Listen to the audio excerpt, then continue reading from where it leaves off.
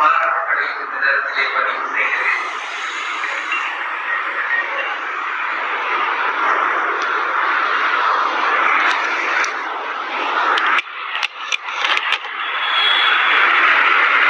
உலகம் நாகரீக வளர்ச்சியை நோக்கி மெதுவாக நகர்ந்து கொண்டிருக்கின்ற இந்த வேளையிலே டெக்னாலஜி அப்படின்ற ஒரு வார்த்தை, அந்த டெக்னாலஜி அப்படின்றது என்ன அப்படின்னு சொன்னா, நாம் பயன்படுத்தக்கூடிய வாழ்வியல் முறையில் பல விஷயங்கள் நமக்கு நாம் செய்யக்கூடிய செயல்களை எளிதாக்குவதற்காக கண்டுபிடிக்கப்படுகிறது. அந்த டெக்னாலஜி கண்டுபிடித்த ஒரு விஷயம் மொபைல் போன். போதை ஒழிப்பில் மதுவை காட்டலும் பல்வேறு போதை தரக்கூடிய விஷயங்களை காட்டிலும் இன்றைக்கு நாம் அழுத்தமாக போர் புரிய வேண்டும் என்று சொன்னால் அது குழந்தையின் கையிலே கொடுக்கக்கூடிய செல்போனிலிருந்து ஆரம்பிக்க வேண்டும்.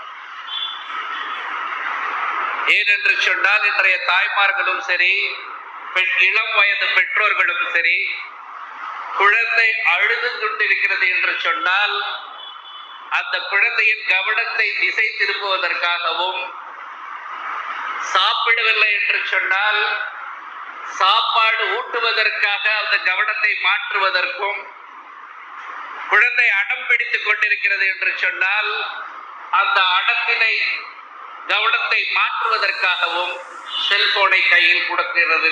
அங்க ஆரம்பிக்கிறது தப்பு. 2 வயதில் ஆரம்பிக்கக்கூடிய இந்த செல்போன் பழக்கம் அதிக போதையுடன் இன்றைக்கு இருக்கிறது.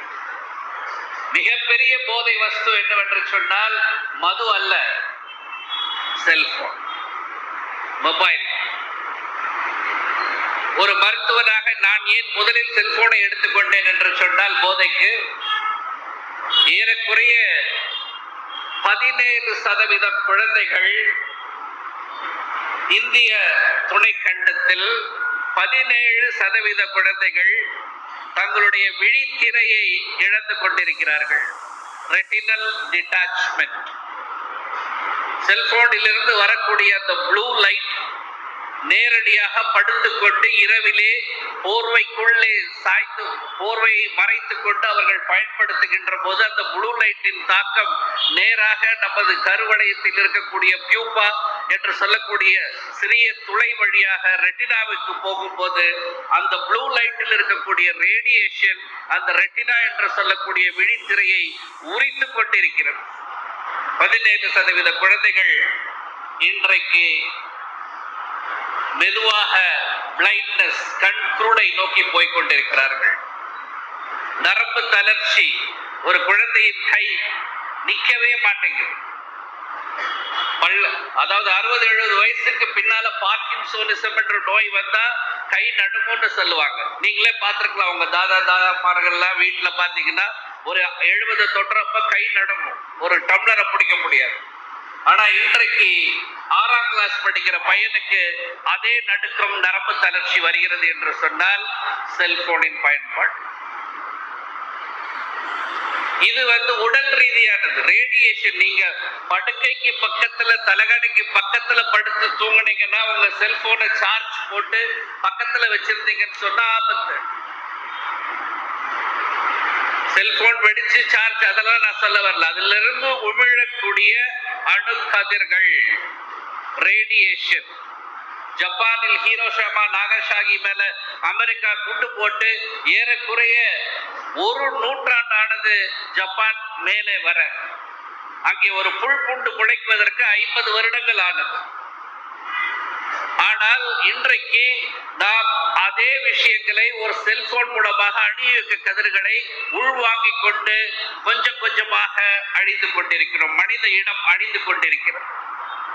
தயவு செய்து முதல் கோரிக்கையாக உங்கள் முன் மருத்துவனாக நான் பதிவு செய்ய விரும்புவது என்று சொன்னால், மொபைல் போன் யூசேஜை டைம் கொண்டு வாங்க. முதல்ல நீங்க பண்ணுங்க, பெற்றோர்கள் பண்ணுங்க, தொழில் ரீதியா இருக்கிறவங்க பண்ணுங்க. நீங்க எல்லாருமே உலமா பெருமக்கள் முதல் கொண்டு இன்னைக்கு எல்லாமே வாட்ஸ்அப்ல வந்துருச்சு. அவங்களோட பயானே வாட்ஸ்அப்ல வந்துருச்சு. யாசின் ஓதுறது பயான் முதல் கொண்டு எல்லாமே செல்போன்ல பண்ண ஆரம்பிச்சிட்டோம். தவறு சொல்லவில்லை, பயன்படுத்துங்கள். ஒரு நாளைக்கு 2 மணி நேரத்திற்கு மேலாக செல்போன் தொடக்கூடாது என்ற ஒரு நியத்தை வைங்க. 2 மணி நேரத்துக்கு மேல செல்போன் ஆகாது. அதே 10 வயசுக்கு கீழே இருக்கிற குழந்தை என்றால் 1 மணி நேரம் தான் பயன்படுத்த வேண்டும் 24 மணி நேரத்தில். அதற்கு மேல பயன்படுத்துகிறீர்கள் என்று சொன்னால் ஆபத்து. இரண்டாவது செய்தியாக நான் பதிவு செய்ய விரும்புவது, செல்போனில் வரக்கூடிய, இணையத்தில் வரக்கூடிய, சோசியல் மீடியாக்களில் ஏற்படக்கூடிய ஆபத்துகள். ஒரு கல்வியாளனாக, ஒரு மருத்துவ அறிஞனாக, ஒரு சமூக ஆர்வலராக நான் பதிவு செய்ய நினைப்பது என்னவென்று சொன்னால், இணையத்திலே வரக்கூடிய, சோசியல் மீடியாக்களிலே வரக்கூடிய செயல்கள் சென்சார் இல்லாமல் இருக்கிறது. யார் வேண்டுமானாலும், எந்த கருத்தை வேண்டுமானாலும், யாரை பற்றி வேண்டுமானாலும் நாம் பதிவு செய்வதற்கு சுதந்திரம் அளித்துக் கொண்டிருக்கிறது இந்த நாடு. என்ன விற்கிறது சொன்னா, கவலைப்படுற விஷயம் என்னன்னு சொன்னா, இந்த இணையதளத்தினால, செல்போன்ல வரக்கூடிய செய்திகள்னால, சோசியல் மீடியா, அதில் சொன்ன மாதிரி பேஸ்புக், இன்ஸ்டாகிராம்ல இருக்கக்கூடிய செய்திகள்னால இருக்கக்கூடிய ஆபத்து என்னவென்று தெரிந்து கொள்ளுங்கள். அது என்னவென்று சொன்னால் 2. 1, ரொம்ப கவலைக்கு அளிக்கிற விஷயம், 10 வயதில மனநோய் ஆரம்பிக்கிறது, மென்டல் ஹெல்த் டிசார்டர். 10 வயது குழந்தைகளுக்கு இந்தியா தேசத்திலே 50%, கம்மி இல்ல, 50%, 50% of the children ஏதோ ஒரு வகையில ஒரு சின்ன மன அழுத்தத்திற்கு ஆளாகிறார்கள். இந்த மன அழுத்தத்தை பெற்றோர்களோ, ஆசிரியர்களோ, இந்த சமூகமோ கண்டுபிடிக்கவில்லை என்று சொன்னால் மன நோய்க்கு ஆளாகிறார்கள். மன நோய்க்கு ஆளாகிறவர்கள் போதைப் பொருட்களுக்கு அடிமையாகிறார்கள். அது மட்டுமல்ல, இந்த நாட்டிலே தற்கொலைகள் அதிகமாக இருக்க காரணம் என்னவென்று சொன்னால், மனதிலே அமைதி இல்லை, மன அழுத்தம் இருக்கிறது, மன நோயின் தாக்கம் இருக்கிறது, போதையும் கூட வருகிறது. ஒரு சின்ன ஏமாற்றத்தை கூட தாங்க முடிவதில்லை. பரீட்சையில் தோல்வியா, ஒரு காதலில் தோல்வியா, இந்த மாதிரி ஒரு சின்ன சின்ன விஷயங்கள், யார் திட்டாங்க, செல்போன் கொடுக்கல, அம்மா மறுத்துட்டாங்க, அத்தா வாங்கி கொடுக்க மாட்டேங்கிறாரு, எனக்கு வேண்டியது கிடைக்கல, உடனே போய் தற்கொலை முயற்சி. ஏன்? இதற்கு அடிப்படை காரணத்தை நாம் ஆராய வேண்டும். இஸ்லாமிய உலமாக்களும் சரி, பெரியவர்களும் சரி, இந்த ஜமாத்துல் உலமா போன்ற அமைப்பினரை நான் கேட்டுக்கொள்வது என்று சொன்னால், நீங்கள் வளர் இளம் பருவத்தினரை, adolescent children of India, அவர்களை நீங்கள் கண்காணிக்க வேண்டும், அவர்களை நெறிப்படுத்த வேண்டும், முறைப்படுத்த வேண்டும், வழிப்படுத்த வேண்டும். கண்ணியமான பாதையிலே செல்வதற்கான முயற்சிகளை நாம் அனைவரும் ஒன்று கூடி கைகோர்த்து செய்தால்தான் இந்த நாட்டினுடைய ஒரு இளைஞர்களின் சக்தி காப்பாற்றப்படும். இந்திய தேசத்திலே எடுத்துக்கொண்டீர்கள் என்று சொன்னால் 5இல் 1 பங்கு இளைஞர் சமுதாயம். 160 கோடி பேர் இருக்கிறோம் என்று சொன்னா, ஏறக்குறைய 80ல ஒரு பாதி, ஒரு 1/5 போட்டீங்கன்னா நமக்கு ஒரு 40 லட்சம் பேருக்கு பக்கம், 35 லட்சம் பேர் பக்கம் இளைஞர்களா இருக்காங்க, வளர் இளம் பருவத்தினரா இருக்காங்க. 12 வயசுல இருந்து 19 வயசுக்குள்ள இருக்காங்க. இந்த 12-19 வயசுங்கிறது ஏன் கவனிக்கணும்? இங்கதான் நம்ம படிக்கணும், பார்க்கணும். அல்லாஹ் தன்னுடைய படைப்புல மூளையை எப்படி வச்சிருக்கான்னு சொன்னா, அமைப்பு 14 வயசுல உணர்ச்சிக்கான பகுதி, இமோஷனல் இன்டெலிஜென்ஸ், உணர்ச்சிக்கான பகுதி 14 வயசுல மெச்சூரிட்டி ஆயிடுது. அதே டெசிஷன் மேக்கிங் பிரெயின், அறிவு ஆற்றலுக்கான அந்த பகுதி மூளையிலே மெச்சூர் ஆகிறதுக்கு, வளர்றதுக்கு ஏறக்குறைய 21 வயசு ஆகுது. 18ல இருந்து 21 வயசுல தான் டெசிஷன் மேக்கிங் பிரெயின் வருது. ஆனா 14 வயசுல உணர்ச்சிகளுக்கு, இமோஷனல் பிரெயின் வளர்ச்சி படுகிறது.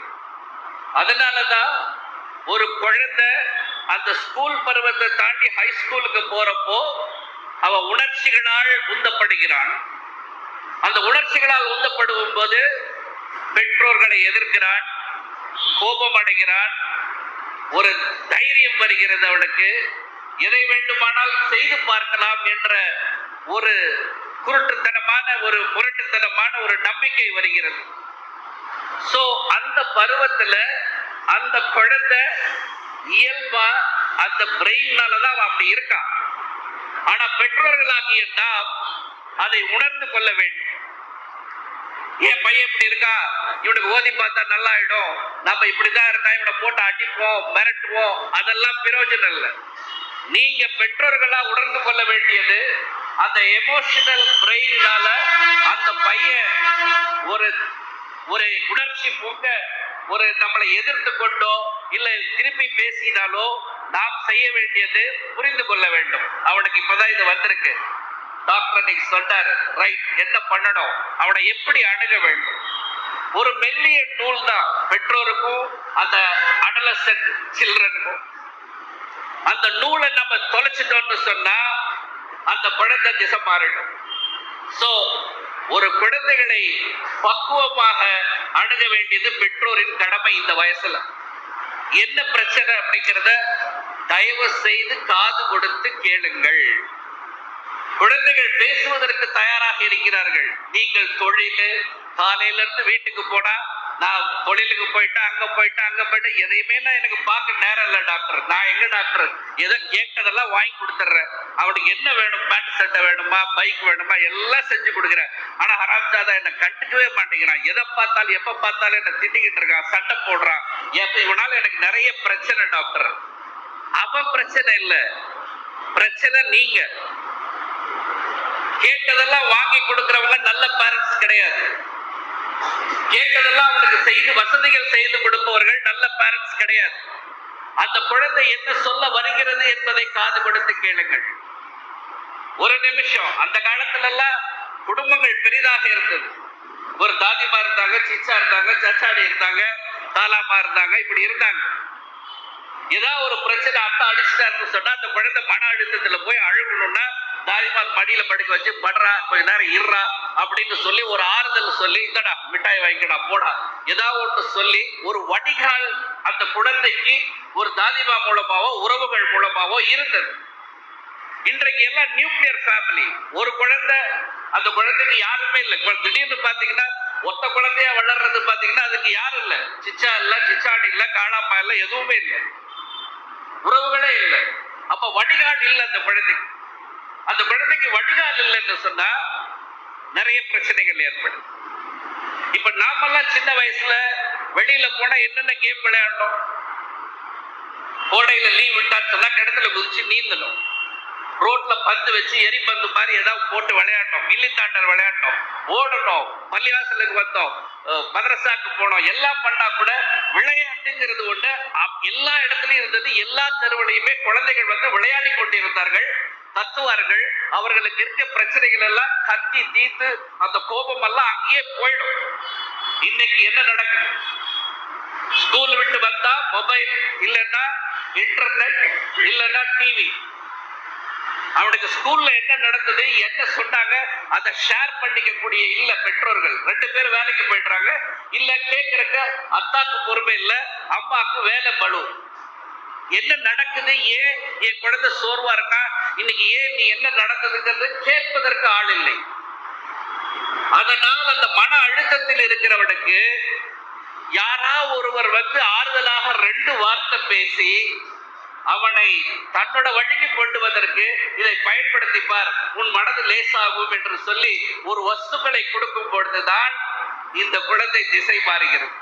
சோ அந்த நூல் என்னென்று சொன்னா, பெற்றோர்கள் குழந்தைகளை அணுகும் முறையில் மாற்றம் வேண்டும். பெற்றோர்கள் குழந்தைகளை நம்பிக்கையோடு நோக்க வேண்டும். ஏன் குழந்தை என்பதை பெருமைப்பட்டுக் கொண்டு அந்த குழந்தையை டெய்லி ஒரு என்னவோ வீட்டுல ஒரு பிராணி வளர்த்துனா கூட அதை தடவி தடவை கொடுக்கிறான்.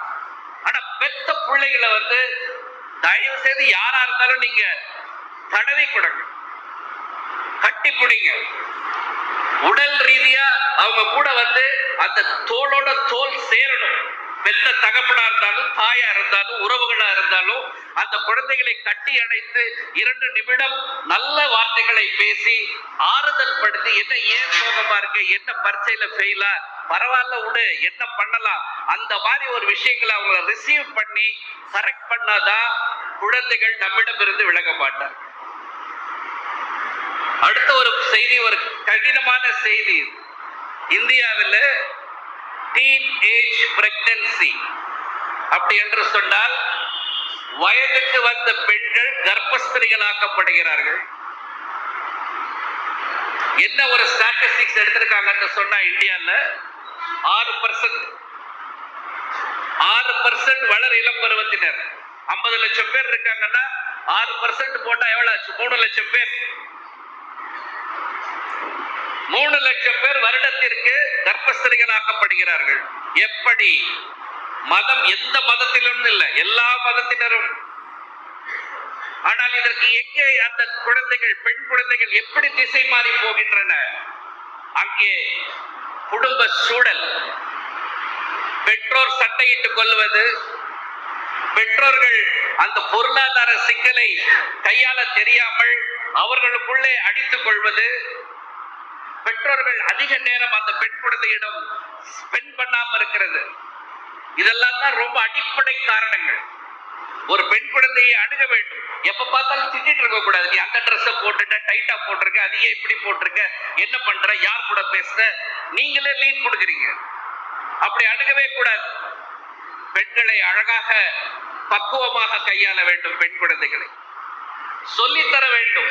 எது ஆபத்து, யார் சொன்னாலும் எப்படி பேச வேண்டும், எங்கே தொடவிடக்கூடாது, எங்க யார் அநியாயம், எந்த விஷயத்தையும் நம்மள தேவையில்லாத இடங்களில் தொட்டார்கள் என்று சொன்னால் அந்த இடத்தில் இருந்து நாம் எப்படி விலகி வர வேண்டும், எப்படி நோ என்ற வார்த்தைகளை சொல்ல வேண்டும்.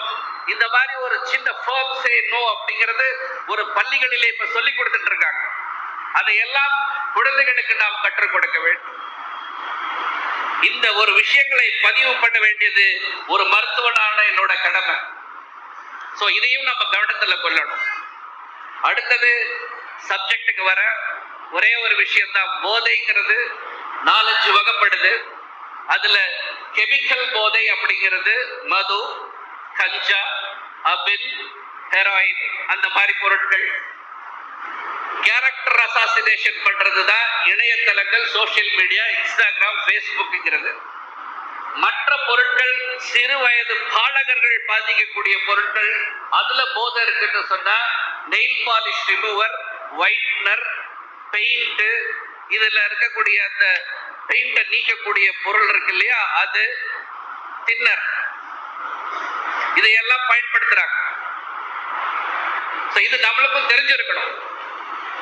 ஒரு குழந்தை அடிப்படையா போதைக்கு போயிருக்கா, என் பையன் பாதிக்கப்பட்டிருக்கானா, அதோட அறிகுறிகள் என்ன அப்படிங்கிறது நம்ம தெரிஞ்சுக்கணும்.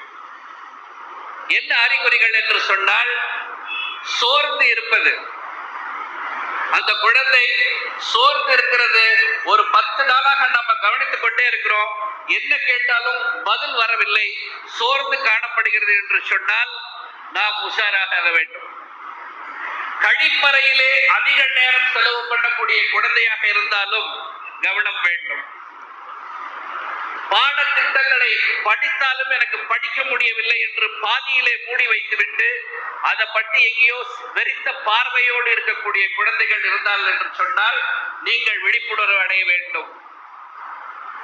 அதே போல் வித்தியாசமான நடவடிக்கைகள், எப்பவுமே இருக்கிற குழந்தைகள்கிட்ட இல்லாத நடவடிக்கைகளை நீங்கள் பார்க்கிறீர்கள் என்று சொன்னால் அதிக கோபப்படுவது. இப்ப வீட்டுல இருக்காங்க, பிரியமா இருக்கக்கூடிய தாதிமாட்ட போய் திடீர்னு எகிரி நின்று பையன் பேசுறான், புதுசா இருக்கு நமக்குன்னு சொன்னா அது ஏன் புதுசா வந்தது அப்படின்ற ஒரு பார்வையை அவன் மேல் நாம் வைக்க வேண்டும்.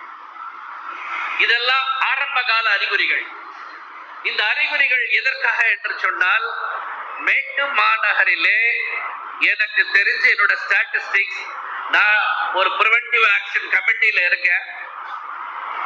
ஒரு வாரத்திற்கு கஞ்சா விற்பனை 5 லட்சம் ரூபாய்க்கு நடைபெறுகிறது. எவ்வளவுங்க?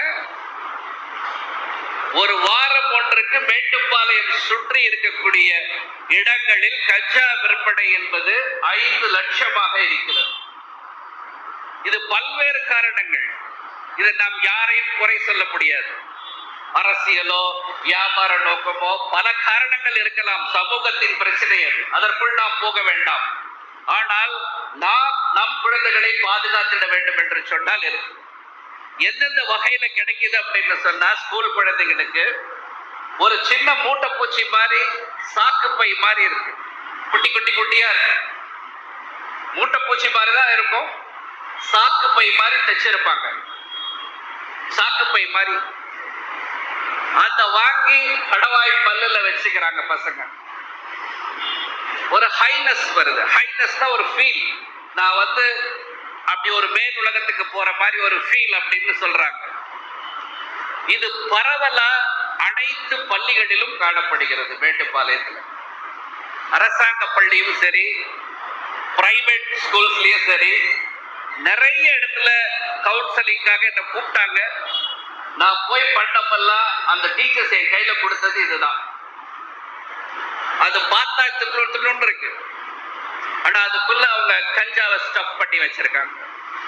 கஞ்சா சாக்லேட் அவைலபிளா இருக்கு, மேட்டுப்பாளையத்துல கிடைக்குது. தயவு செய்து எல்லா குழந்தைகளும் மோசமானவர்கள் என்ற கண்ணோட்டத்தில் நாம் போகக்கூடாது. எல்லாரும் தப்பு செய்வாங்கன்னு நம்ம நினைக்க கூடாது. ஆனா விழிப்புணர்வு தேவை. தயவு செய்து தனியாக இருக்கும் பட்சத்தில் உங்கள் குழந்தைகளின் பைகளை சோதனை எடுங்கள்.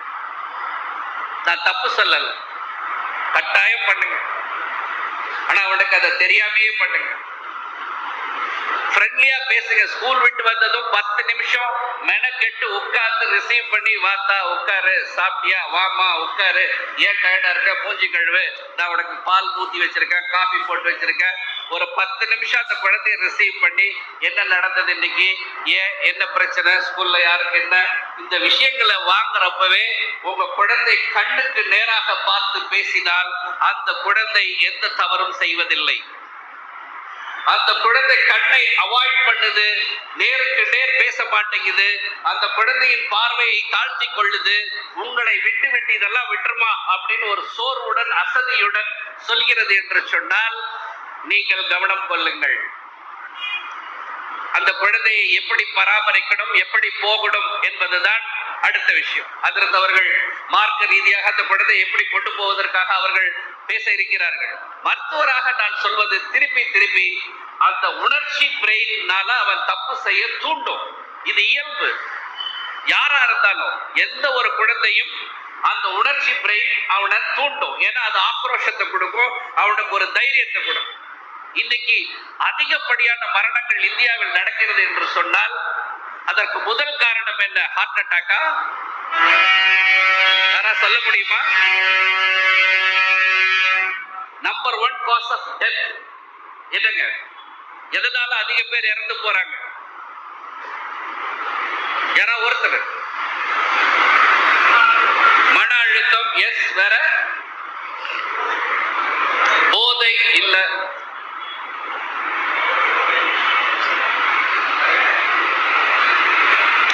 Road traffic accident, RTA. அதிகமான உயிரிழப்புகளுக்கு இந்தியாவில் முதல் காரணம் ரோட் டிராபிக் ஆக்சிடென்ட்.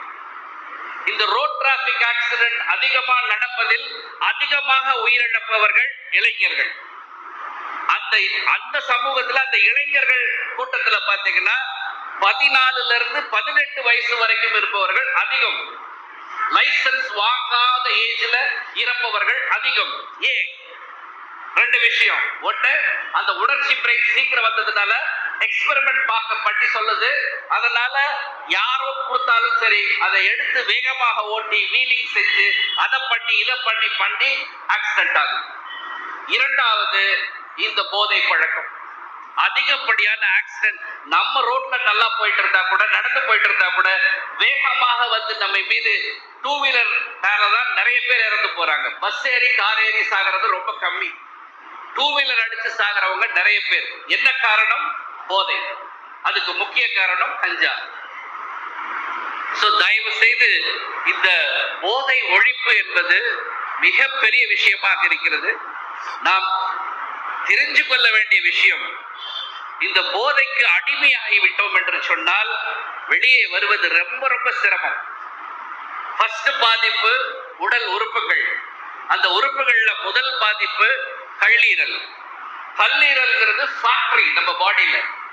நீங்க எந்த உணவு சாப்பிட்டாலும், எந்த மருந்துகளை சாப்பிட்டாலும் அது எல்லாம் குடல் எடுத்து கொண்டு போய் கல்லீரல்கிட்ட ஒப்படைச்சிடும். அந்த கல்லீரல் தரம் பிரிச்சு யார் யாருக்கு எது போய் சேரணும்னு சொல்லி அனுப்பக்கூடிய ஹெட் போஸ்ட் ஆபீஸ் வேலையை தான் கல்லீரல் செய்யுது. ஆனா அந்த கல்லீரல் டேமேஜ் ஆச்சுன்னு சொன்னா அவ்வளவுதான், நம்ம பெருசா சாதிக்க முடியாது. லிவர் டிரான்ஸ்பிளான்ட்ல தான் போய் நிக்கணும். 40 லட்சம் ரூபாய் வரைக்கும் செலவு. பட் கான்செப்ட் என்ன? போதையில கல்லீரல் போனதும் அடுத்த வியாதி மன ரீதியான அழுத்தம் கொடுக்கறதுனால கொஞ்சம் வேற ஏதாவது உடல் உபாதைகள் இருந்தா ஹார்ட் அட்டாக் அந்த மாதிரி போறாங்க. அடுத்த விஷயம், மூளை திறன் பாதிக்குது, அறிவு திறன் பாதிக்குது, நரம்பு தளர்ச்சி வருகிறது. நரம்பு தளர்ச்சி வருகிறதிலே ரத்த ஓட்டங்கள், ரத்த நாளங்களில் ஓடக்கூடிய ஓட்டங்கள் குறைகிறது. அதனால ஆண்மை குறைபாடு ஏற்படுகிறது. அந்த பையன் வளர்ந்து கல்யாணத்துக்கு வயசுக்கு வர்றப்போ அந்த ஆண்மை குறைவுனால் அதிக டைவர்ஸ் இன்னைக்கு பார்த்துட்டு இருக்கோம். நிறைய பள்ளிகள்ல பார்த்துட்டு இருக்கோம். என்னக்கு தலாக் கொடுக்கறதுக்கு முக்கிய காரணம் என்று பார்க்கிறப்போ ஆண்மை குறைவு ஒரு முக்கிய அம்சமாக இருக்கிறது. ஏன் ஆண்களுக்கு இந்த பிரச்சனை என்று சொன்னால் அதுவும் போதையினால. இதெல்லாம் நம்ம கணக்கில் கொள்ளணும். உடல் ரீதியான உபாதைகள்ல இதெல்லாம் இருக்கு. மன ரீதியான விஷயங்கள்ல மன அழுத்தம், மனச்சிதைவு, மனநோய், தற்கொலை, இது நானும் அத்தியாவசியமா குழந்தைங்க பண்றாங்க. இந்த அல்லாஹ் நம்மளை காப்பாற்றணும். இந்த விஷயங்களுக்கெல்லாம் போகாம நம்ம குழந்தைகள், ஏன்னா 50% குழந்தைகள் மன அழுத்தத்தில் மென்டல் டிசார்டர்ல இருக்காங்கன்னு சொன்னா ரொம்ப ரொம்ப ஆபத்தான விஷயம் இது. இந்த விஷயத்தை நாம கையாள வேண்டிய விஷயமா ரொம்ப போர்ன்னு சொன்னார் அஜரத். நிஜமா போர் தான். அந்த அளவுக்கு நாம் உழைக்க வேண்டும். சமுதாயத்திலே நாம் உழைக்க வேண்டும். நம் குழந்தைகளை காக்க வேண்டும்.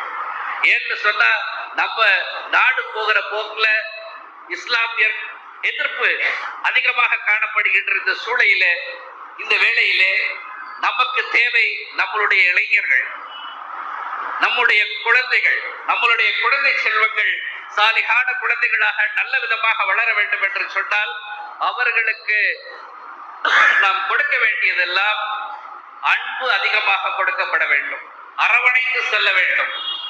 பக்குவமாக பேசிட வேண்டும். சினம் கொண்டு வையக்கூடாது.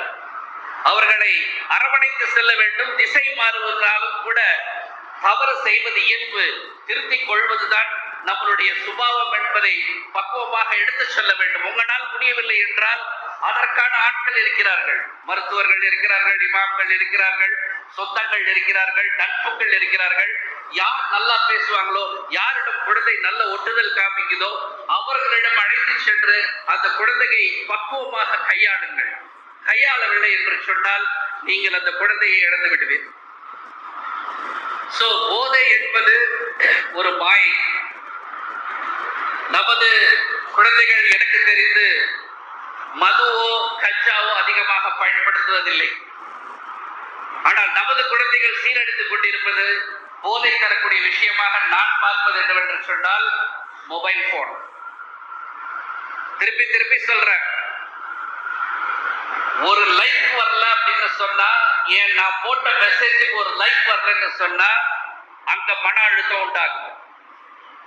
நான் போட்டிருந்த போட்டோக்கு 10 லைக் தான் வந்திருக்கு, அவன் போட்ட போட்டோக்கு 20 லைக் வந்திருக்குன்னு சொன்னா பொறாமை உண்டாகிறது. எதுவுமே இல்லை, என்னை யாரும் ரசிக்கவில்லை என்றால் ஒரு ஏமாற்றம் ஏற்பட்டு வெறுமை உண்டாகிறது. இது எல்லாமே அடிப்படை மனநோயை கொண்டு போய் சேர்க்கும். எனக்கு மொபைல் போன் நல்ல டூல். ஏன்னு சொன்னா, இப்ப நான் இங்க இருந்து கார்ல ஒரு இடத்துக்கு போயிட்டு இருக்கேன், திடீர்னு கூப்பிடுறாங்க, ஃபிட்ஸ் அடிச்சு ஒரு குழந்தை வந்திருக்குன்னா காரை திருப்பிட்டு என்னால உடனே வர முடியுது. முதல்ல இருந்தா ட்ரக் கால் பேசணும், இல்ல போன் அடிக்கணும், பேஜர் ஏதோ டெவலப்மெண்ட் வந்துச்சு. ஆனா மொபைல் வந்ததுல இருந்து மருத்துவத்துறைக்கு ஈஸியா இருக்கு. இப்போ ஒரு குழந்தைக்கு டிஃபிகல்ட்டான பிரச்சனை இருக்குன்னா இன்டர்நெட் தட்டி நம்ம இங்க இருந்து ஆஸ்திரேலியால இருக்கிற ஒரு டாக்டர்கிட்ட கேட்க முடியுது எங்கனால. இது அப்படியே வாட்ஸ்அப்ல அந்த இதை அம்சம்னா அங்க இருந்து நமக்கு பதில் வருது. இது டெக்னாலஜி எங்களுக்கு ஹெல்ப்ஃபுல்லா இருக்கு. அதே மாதிரி ஒரு தொழில் செய்யறவனுக்கு டெக்னாலஜி ஹெல்ப்ஃபுல்லா இருக்கு, ஒரு செய்திகள் சொல்வதற்கு ஹெல்ப்ஃபுல்லா இருக்கு. ஆனா அதே டெக்னாலஜி குழந்தைகளிடத்திலும் இளைஞர்களிடத்திலும் சீரழிவை உண்டாக்கி கொண்டிருக்கிறது. அந்த சீரழிவு பேரழிவாக மாறுவதற்குள் நாம் விழித்துக் கொள்ள வேண்டும். விழித்துக் கொள்வது என்றால் என்ன? நான் சொன்ன மாதிரி ஸ்கிரீன் டைம் இஸ் இம்பார்ட்டன்ட். 2 மணி நேரத்திற்கு மேல் இந்த சோலை தொடக்கூடாது அப்படின்ற நியத்தை நீங்க முதல்ல எடுங்க. நீங்க முன்மாதிரியாக திகழுங்கள். குழந்தைகள் உங்களை கண்ணாடியாக பார்க்கிறார்கள். நீங்க என்ன செய்யறீங்களோ அதைத்தான் அந்த குழந்தை செய்யும். நீங்க சொல்வதை செய்யாது.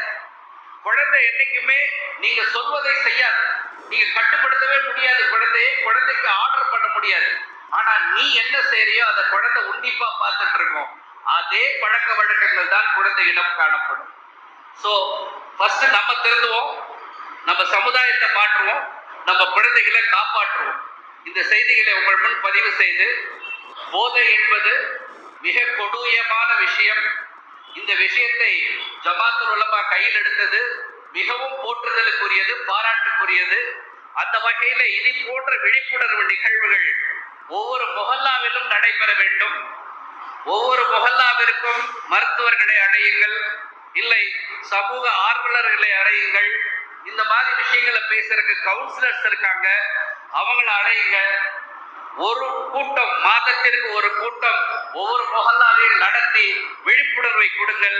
தாய்மார்களுக்கு குறிப்பா பெண் குழந்தைகளை பற்றி எப்படி பக்குவமாக குழந்தை இழந்து விடாமல் பேசுவதற்கும் பழகுவதற்கும் பாசம் காட்டுவதற்கும் நேசம் காட்டுவதற்கும் எப்படி இருக்க வேண்டும் என்பதை ஆணித்தரமாக சொல்லிக் கொடுங்கள். இது நடந்தாதான் குழந்தைகள் லவ் ஜிஹாதோ மற்ற பிரச்சனையோ எந்த பிரச்சனை இல்லாமல் இருக்கலாம். அந்த அடிப்படையில தப்பு செஞ்சுட்டோம், குழந்தையை நம்ம விட்டு விலக வச்சுட்டோம்னு சொன்னா குழந்தை நம்மளை இழந்துடும். இன்ஷா அல்லாஹ் வல்ல இறைவன் நம் சமுதாயத்தை காப்பாற்றுவானாக. நம் மேட்டுமா நகரில் இருக்கக்கூடிய குழந்தைகள் எல்லாம் நலமுடன் வாழ இறைவனை பிரார்த்தித்தவனாக இந்த வாய்ப்புக்கு நன்றி கூறி விடைபெறுகிறேன். அஸ்ஸலாமு அலைக்கும் வரஹ்மத்துல்லாஹி வபரகாத்துஹு.